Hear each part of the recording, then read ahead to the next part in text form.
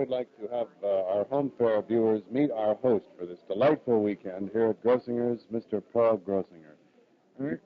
Grossinger, I can hardly talk. I'm so full. I just had dinner. You got the most delightful food here I've ever tasted. Ernie, can we get on a first-name basis? My first name is Paul. Thank you, Paul. Funny? Funny. And it's loads of fun to be here. I had a chance to go through the kitchen last night, and it's fabulous. And the food, well, I guess Ernie and I will both be on diets now. Well, actually, when I got out of Cornell back in 1936, the first job I had in the hotel was as a kitchen man, and then I became a cook.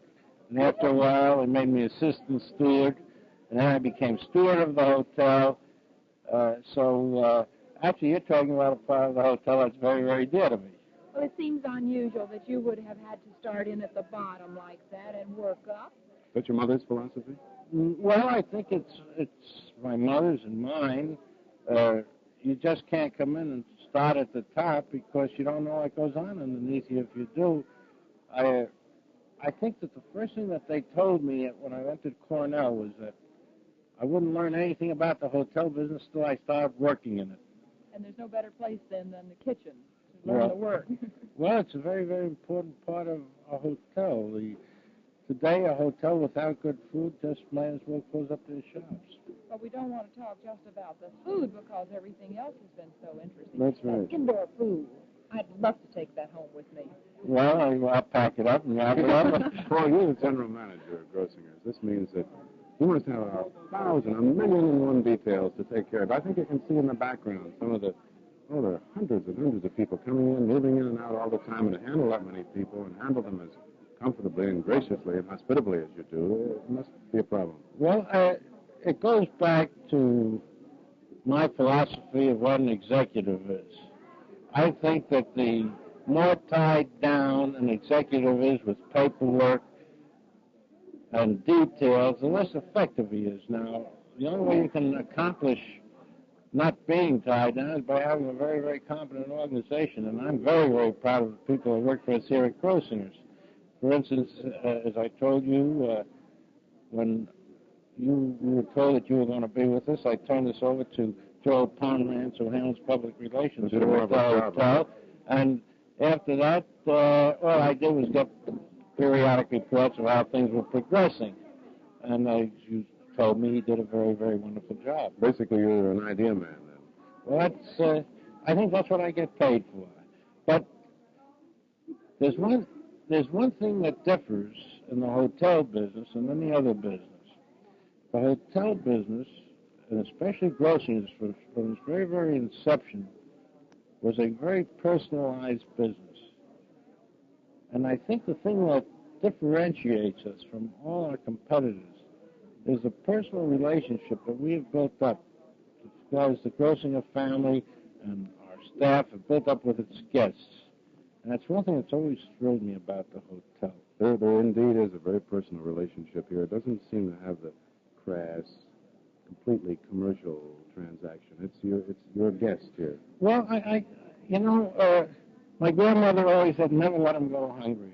And she would see a guest come in and she'd say, well, have you had anything to eat? And he said, no, but we're not hungry. Well, she would grab them, take them into the kitchen and see that they got fed. And I think that as large as we've grown, we still try to maintain that. I think your grandmother's words were an understatement. I think she must have said something like, don't let them go away if they weigh less than 200 pounds. Well, one of the things about Grossingers I think that is worthy of note, and I'm sure Sonny will back me up on this because it affects members of her sex, I think, and this is you have a special way with the ladies here at Grossingers. My wife is going home with a wonderful glow. She had her hair done here like she's never had it done before. We had a marvelous time getting our hair done. And, of course, down in the health club, there are all the facilities to make you feel better and look better. And I wish we had time to really stay and go home a new woman a week or two is over. Well, I tell you, it's one of the basic rules of this business is first you sell the children. If you sell the kids, you're in. After the kids, you worry about mama. Yeah. And then if you got time, you take care of daddy. Well, Mama really enjoys herself here at Grossingers. I know my Mama did, at least my wife did. I was wondering, Paul, about how many people you have in a year here at Grossingers. Well, we average about 350,000 guest days a year. Oh, think of all the meals and all the work. Well, it's very simple, Sonny. You figure out what you need for one and multiply it by the number of guests you have. Well, of course, Grossingers has a reputation for fine entertainment, and we had a chance last night and again today to see some of the entertainment. Many notables think of Grossingers as home. How is this? How do you attract some of the most fabulous personalities of politics, show business, and other worlds here? Well, it's a matter of personal relationships. Again, you meet them throughout your travels or their visits to here. Actually, it goes back to the early 1930s when show business was in bad shape, and actually this area, Grossingers and our other hotels in this area, found the kindergarten, the schooling for all these great talents that you see now. I know when I was a kid, Danny Kaye, Jackie Miles, there was people like Don Hartman, who was head of Paramount Studios, Dick Maybaum, who was executive producer of some of our finest television shows right now. People like that worked here on the staff, and Phil Silvers worked around. And of course, Eddie Fisher. Well, Eddie came after. Eddie was after this period. Eddie came here during the war years and right after the war. But this was back in the early days of when this was the only place that kept vaudeville going. And as the Depression came about, these people went into vaudeville, nightclubs, now into television. Well, I know that you're very active in the New York State Hotel Association. You're a director of this organization? No, I'm a director and first vice president. First vice president of it. As a matter of fact, neighbor of yours up in Schenectady is our president, my very good friend Tom Dandrew. Oh, yes, yes. And also the folks from the Van Cuyler Hotel, right, yeah. Well, listen, what do you think? We've heard a lot recently that the hotel business has had a multitude of problems. What do you think the solution to their problems is? Well, how much time you got? And I wish I had the answers. That was the biggest problem. Well, I tell you, the biggest problem goes to a question of building of new facilities, overexpansion, rising costs, and in the vacation business, an entire change in vacationing habits over the entire world. Getting back to our specific problem, the change of vacation habits. In the old days, people, if they, for instance, probably took you about 2.5 to 3 hours to get down from Schenectady. Well, 2 hours. All right. Fine. But in 2 hours, you can get a plane in Schenectady and almost be in Miami, Florida, or Puerto Rico, or California. And this has caused a great change in the vacationing habits of people, and also the suburban living, where people now join clubs, and they use their country clubs during the summer, their swimming pools and the golf course, and social activities. And the biggest thing is that people used to primarily take their vacations in the summer. They don't do that anymore. There's a greater trend to winter vacations, and then maybe a short holiday in the summer. What changes has this change in habits brought about here at Grossingers? I did see a sign that said tobogganing, and I would assume you have winter sports, and you do have a skating rink. Oh, yes. We're starting, the skating week opens about the 7th of October. The skiing will open in the middle of December or thereabouts, depending upon the weather. We can't make snow after it gets down to about 29 degrees. But also we have to have We also have to have the ground floor, and otherwise the snow won't stay. You know, another big part of your business. Would you hold this mic just a second? Sure Well, thing. I'm going to go and get this. Yes, another big part of your business is the thing that Ernie wants to talk Oh, yes, about, the your convention business. You That must is have one of the hundreds. Yes, we have many conventions and outings. As you can see, the New York State food merchants are arriving today. Well, thank you very much for having us down here. We've certainly enjoyed ourselves very much, and what a time. Ernie, Sonny, it's been wonderful having you here. We hope you enjoy your visit to Grossingers and to Sullivan County. I'm sure my friends at Monticello Raceway and Mr. Francisco over at Fuel Lane try to show you what they could. I know that they're wonderful neighbors, so they must be wonderful hosts. Well, they've been marvelous. I even won money at the races. That's more than I've done in 3 years.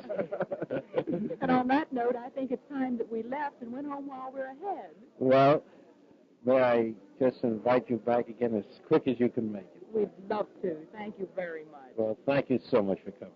Thank you. Ernie, goodbye. Be well. Thank you.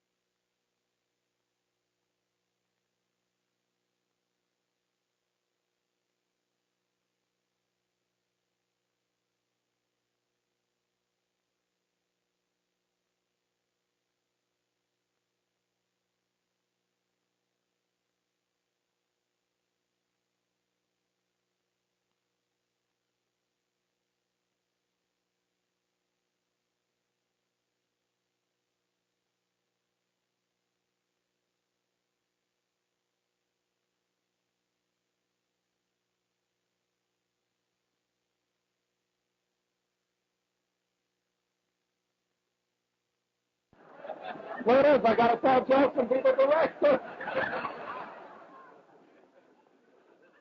Ladies and gentlemen, I don't know whether you had the good fortune to hear me do this before, but Jenny Grossinger, to me, is one of the loveliest people, and I'm not doing this as a commercial because my monologue happens to be that since 1941, Jenny Grossinger has invited 4 servicemen of every faith to come up here as her personal guests.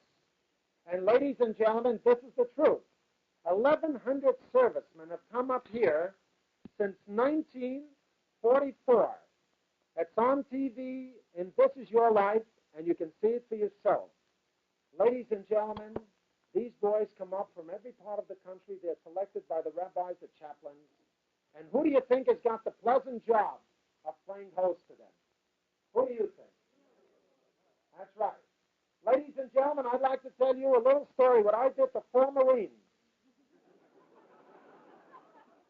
What the game of Simon Says. Ladies and gentlemen, can I drive a person crazy with the game? All right. When I did the 4 Marines, 3 privates and 1 Boulevard sergeant. May I tell you why I called him a Boulevard, which is a clumsy fellow? For one reason. Because he was the type that took advantage of his stripes. You know, he ordered the men around on furlough. This is a terrible thing. Am I right or wrong? Well, ladies and gentlemen, I showed him around the place. And what I did to these 4 Marines with this game of Simon Says, by the time I got through with them, they didn't know what camp to go back to.